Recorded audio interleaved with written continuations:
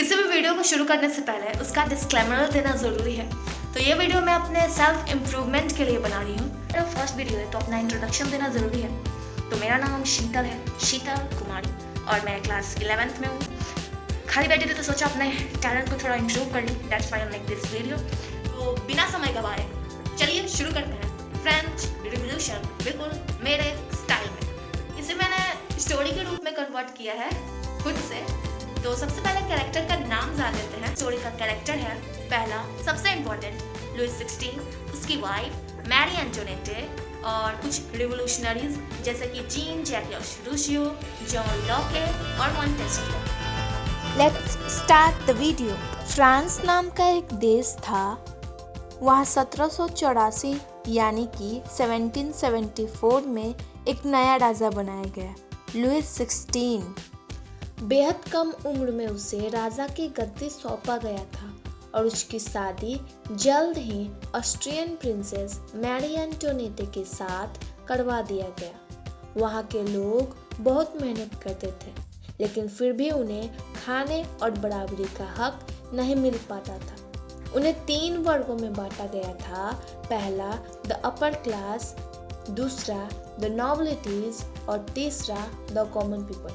पहला यानी कि द अपर क्लास में राजा, रानी और चर्च के लोग शामिल थे जिनके पास ज़्यादा अधिकार और संपत्ति थे। यानी कि द नॉबिलिटीज में जमींदार, राज दरबार के अधिकारी और अमीर व्यापारी आते थे जिन्हें टैक्स नहीं देना पड़ता था।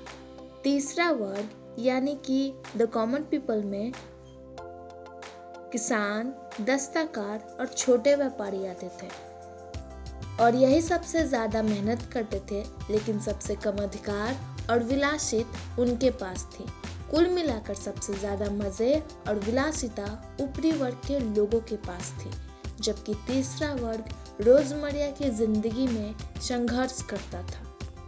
वहाँ का चर्च भी इन लोगों को परेशान करने में कम नहीं था। चर्च का एक बहुत बड़ा काम था लोगों से टैक्स वसूलना। चर्च को एक विशेष कर मिलता था जिसे टाइट कहा जाता था, यानी उनकी आमदनी का एक हिस्सा चर्च को देना पड़ता था। यह पैसा चर्च के संपत्ति को बनाए रखने में इस्तेमाल होता था। इसी वजह से आम लोग परेशान रहते थे क्योंकि उनकी आमदनी का बड़ा हिस्सा चर्च को देना पड़ता था, जबकि वे खुद आर्थिक रूप से संघर्ष कर रहे थे। उधर दूसरी तरफ लुइस 16 ने सबसे ज़्यादा पैसा युद्धों में खर्च किया, खासकर 7 साल के युद्ध में और अमेरिका की स्वतंत्रता के युद्धों में।